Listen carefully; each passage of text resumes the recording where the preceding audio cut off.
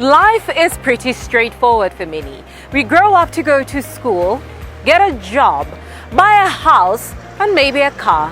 From then on, life becomes characterized by working at least 40 hours a week, paying unending bills, and for many, the cycle repeats itself until one draws their last breath. One may wonder, is that all? Is that all that life is made of?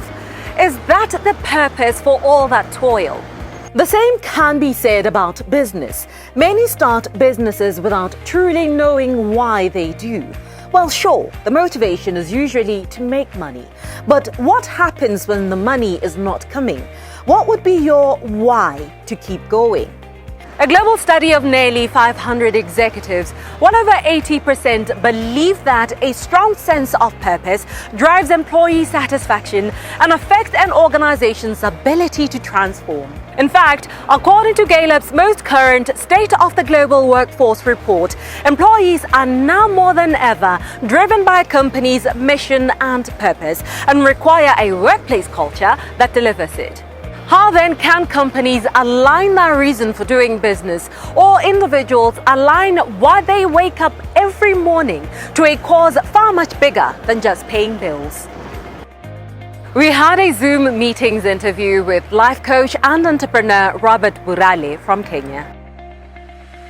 Robert, thank you so much for joining us here on First Issues. Today we're talking about purpose. And before we go any further, I would like for you to explain to us what having a sense of purpose entails. Purpose really is that which you are born to do.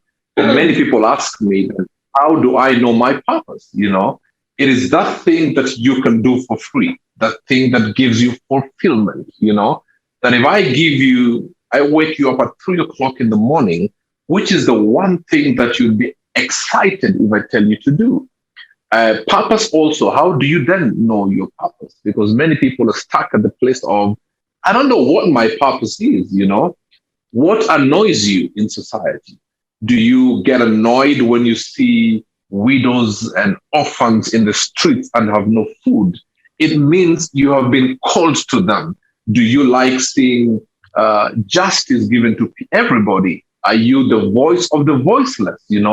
Is that thing the thing that drives you from within you, that you're not driven by the finances or what you will get for doing it? It's just that one thing that, I love order. I love justice being given. I don't like seeing people hungry in the streets. I don't like seeing corruption in government. That is what you've been called to do. Well, besides the obvious, Robert, why is it important for one to have a sense of purpose, especially in today's world? Having a sense of purpose is important because it is the very essence as to why we came to the face of this earth.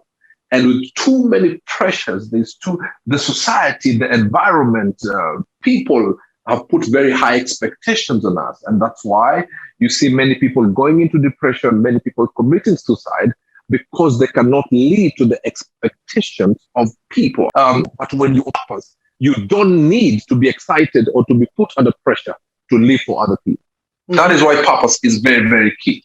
In a world where employees now demand to work for organizations that have a deep-rooted sense of purpose, how do you think executives can embed this in their office culture?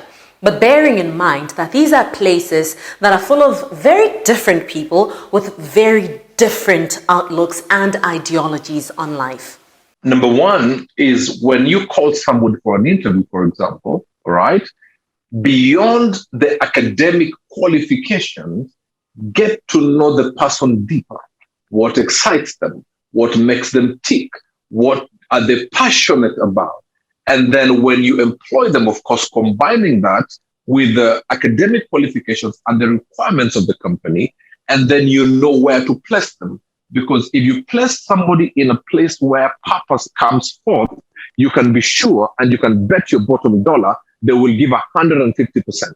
Now, many companies in this day and age, of course, modernization has brought finances. People are willing to compromise. Companies are coming up with very many things that go against humanity, but as long as it brings finances.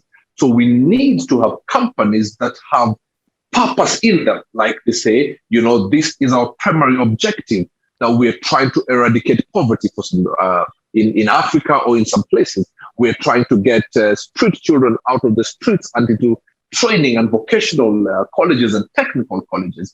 So if a company has a soul, and the soul is not finance, finance is a good thing, of course, but a company must have a soul. They must have a purpose, that this is our be all and end all.